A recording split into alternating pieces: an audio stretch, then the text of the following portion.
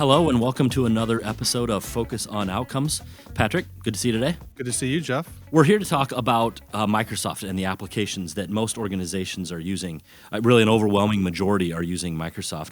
And there's often new and interesting applications that are included in a Microsoft 365 subscription that most end users are using, but they haven't really explored and don't realize the power that is available. So we want to talk about that today. Really, they can help organizations focus on being productive, streamlining workflows, gathering information in a consistent and shareable way. And so we want to talk about, some of our favorites, some of the interesting things that we've found. So let's get started on, maybe what are the most common ones that we're hearing about. Yeah, so in full disclosure, during my annual review last year, Jeff had mentioned that he wants me to become a better Microsoft user. Knew I probably wouldn't do it on my own, so that's why we're doing this podcast. So I was forced to learn a little bit more about these. So how's it going so far? We'll let you know at the end of this episode. So I guess for me, I'd used Microsoft Office 365 in previous jobs, but really this is the first organization that I came to that had fully adopted Teams and all the different tools that are available. I guess from your perspective as the president of Elevity, how important is it that we're super users of the things that we promote and that we help our clients implement and benefit from? Well, I think it's important to take advantage of the tools that are available to help you be more effective and productive. I'm a tinkerer, so if there's something new and shiny, I go out and I start poking around and playing around, and I can get lost in that for a little bit of time. So I think that we have maybe been on a little of the leading edge of that because we try some of the new things, but I think the truth is that they're being developed for specific reasons, and it's all about end user and team productivity and efficiency. And Teams, I think, really hit the world very quickly during COVID when organizations needed to figure out how to do virtual meetings and those types of things and didn't want to buy a Zoom license for everyone. And so I think it became a very common video sharing, video meeting tool. But the advantages and improvements that have happened from Teams chatting and group chatting within groups of people that are also teams has driven a lot of productivity. But for most, that's kind of where it ends. And I think utilizing the teams and the channels for collaboration and information sharing, I think, is a great opportunity for organizations to become more productive. And then they've added on additional capabilities with Planner and the integration with to-dos and tasks that I think can really drive even more of that. Yeah. So let's talk a little bit about Planner. We use it internally. Our marketing manager is a evangelist of Planner, if you will. I guess, how do you use it? How do you use it with our leadership team? And what are the benefits that you've seen from using Planner? Yeah, just to start with how we use it, I think the primary thing that we use it for as a group is the quarterly goals that each department sets and the things that they're going to set out to accomplish in that quarter. So we have a meeting where we review those. They get updated in Teams. We start with what was accomplished in last quarter, and they're all listed there. They can talk about progress, and they're shared amongst the group. So I think it's a great way to have a spot for those types of activities and for individuals to provide updates within those activities that the group can see and share. We've also used it for a project-specific type of thing that has a several amount of tasks and to-dos that need to be accomplished. And again, it's a great way for collaboration, a great way to keep track of the work that needs to get done that's not in some spreadsheet or living on a whiteboard, but a great way for interaction and communication as people work in different offices or work remotely.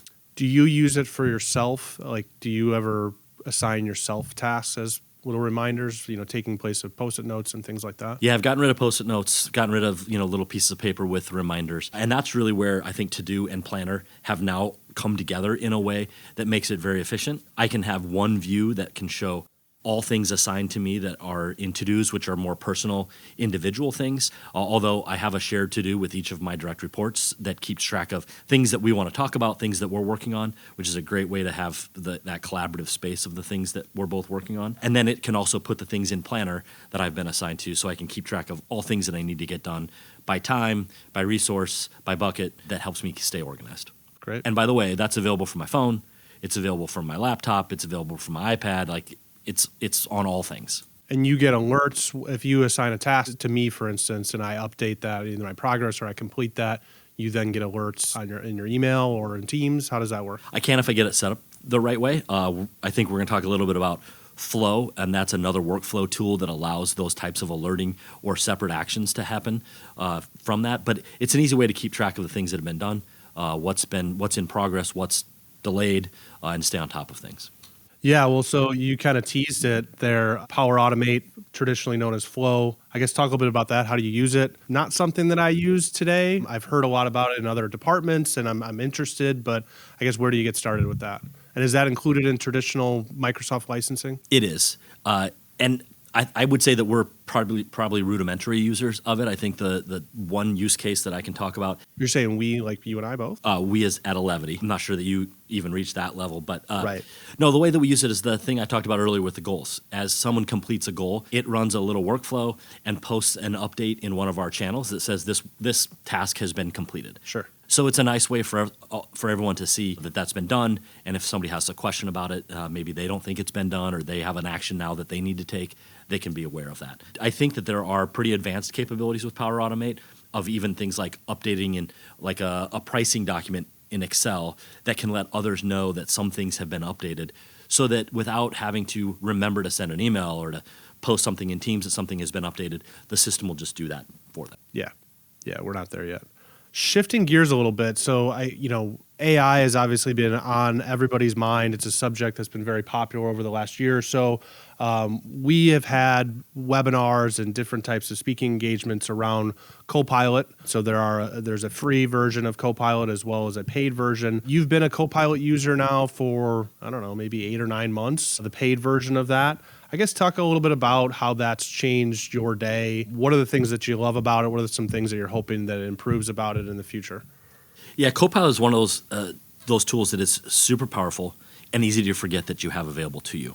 I get constant reminders of it when I am typing up an email, and it does little things easily, like makes a suggestion or a recommendation, but I've tried to let it do things like respond to an email.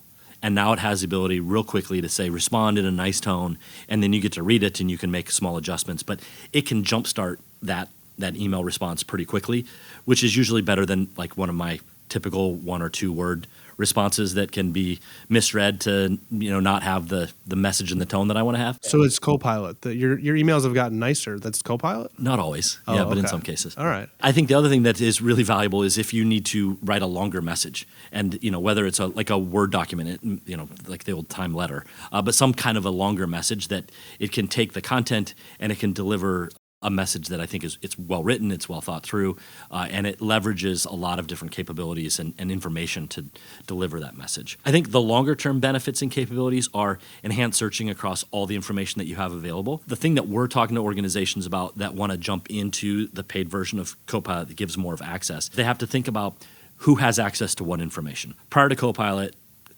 people could dig through files and folders to find information. If you had security that wasn't, or governance that wasn't perfectly set up, it still required the person to go find the things that they shouldn't have access to. Sure. Copilot gives you kind of a supercharged way to search across everything you have access to, and organizations need to make sure that folder and file governance is in place and it is correct. So before you open up the keys of the kingdom and say, yeah, people can go start searching for whatever they want, you need to make sure that you have that access set up properly.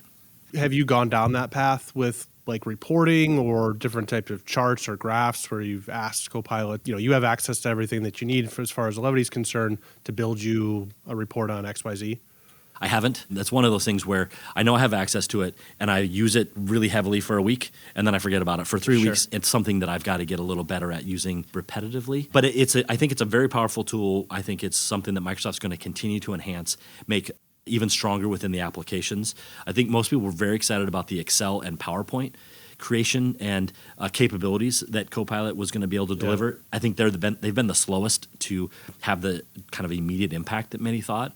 But the thought of being able to put like a rough outline together of a presentation and have Copilot create a PowerPoint out of that is 95% close to what you want accomplished could be a tremendous time saver. And I think those are the types of things, individual productivity enhancements that Copilot will bring over time.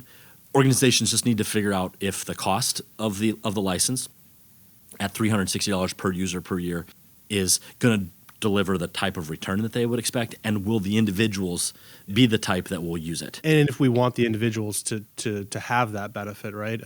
Just simple example, here at Elevity, we like our marketing department loves when the individual creates like their own personal PowerPoint presentation, right? Like that's something that wakes her up every day. Right. Thinking Heavy about sarcasm. Yeah, totally. Yeah, she's next to me right now, probably staring, and yeah, it's not good. So an organization that is kind of weighing that decision, saying, okay, that $360 worth it, because there's a commitment to that, obviously financial, and then you can't cancel this after a month. What are some of the things they should be considering or thinking about to help them make that decision? We've recommended start with a pilot group. Some tinkerers, some people that don't get wrapped up and upset if something doesn't work perfectly every time, that they're willing to try, they're willing to talk about it, and realize over a period of time whether they're starting to see some real benefits from it. It's probably not ideal for every organization, it's not ideal for every department, and not ideal for every individual. But start with a small group, try to evaluate those benefits and some use cases that would be valuable for them, and then expand it probably incrementally. After that, we wouldn't recommend, if you have 50 users, to say, I want 50 of them. That would be a significant expense, and it just won't get the traction that you need. So start with a small group, do some real training with an expert that can walk you through the things that, it's about the questions that you need to ask Copilot. The questions and the prompts are really the critical thing that you need to have in place to be successful, and to figure out what those are for each organization and to start to build. Sure. Have you found that it's made you more efficient? Yeah, when I use it. Yeah. It's great. I need Copilot to remind me to use it. I think you could probably do that. Yeah. Is that flow? Maybe. Yeah. So we're going to shift gears a little bit here. This has been great. I appreciate all the information. I've learned a whole lot that I can't wait to apply to my job. But going back a couple episodes, we've had a little bit of a peanut butter debate offline, but we've asked a couple questions of some guests, and we've determined that you and I are on different sides of the fence as it relates to peanut butter.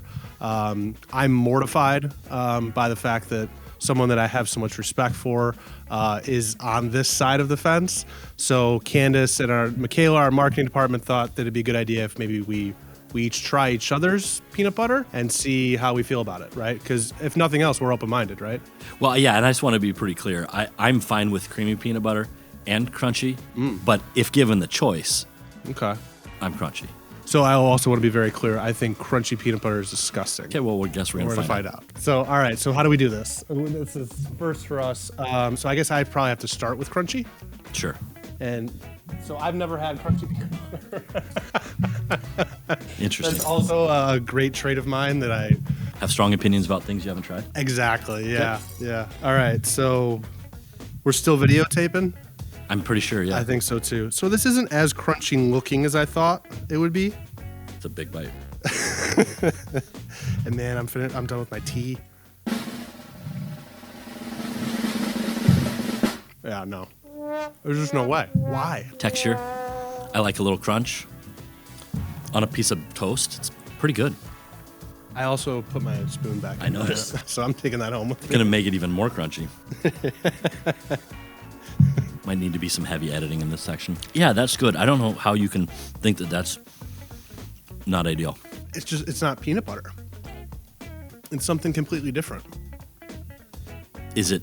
I mean, it's a reminder that peanut butter is made from peanuts, because there's peanuts in there, like crunchy ones. Mm-hmm.